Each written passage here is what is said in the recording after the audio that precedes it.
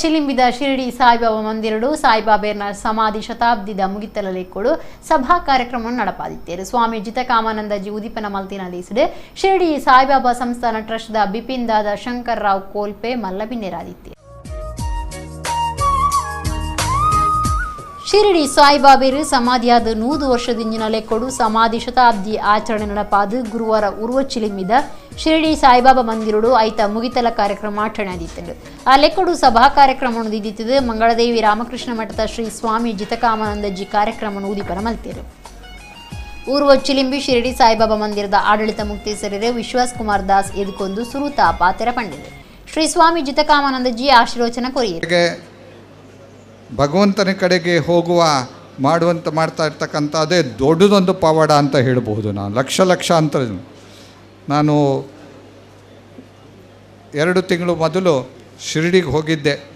ಅದು ಅವತ್ತು ನನ್ನ ಭಾಗ್ಯವಶಾತ್ ಅವತ್ತು ಗುರುವಾರ ಆಗಿತ್ತು.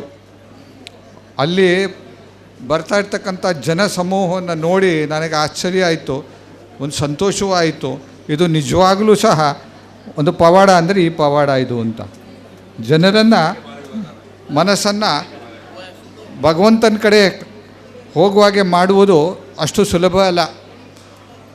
ಅದು ದೊಡ್ಡ ಒಂದು ಆಧ್ಯಾತ್ಮಿಕ ಚೇತನ ಇರ್ತಕ್ಕಂಥ ವ್ಯಕ್ತಿಗಳಿಗೆ ಮಾತ್ರ ಸಾಧ್ಯ ಇದೆ.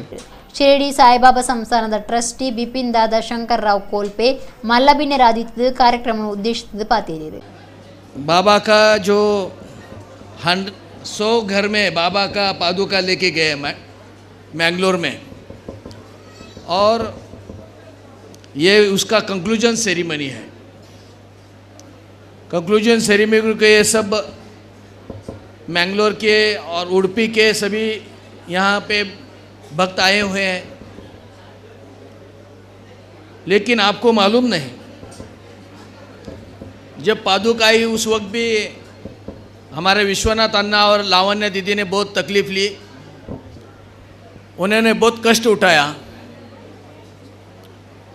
और वो 20-25 बार उधर साई संस्थान में आए कि हमारे इधर साई बाबा की ओरिजिनल पादुका आने चाहिए. और बाबा इधर आ गए थे बाबा के पादुका के रूप में.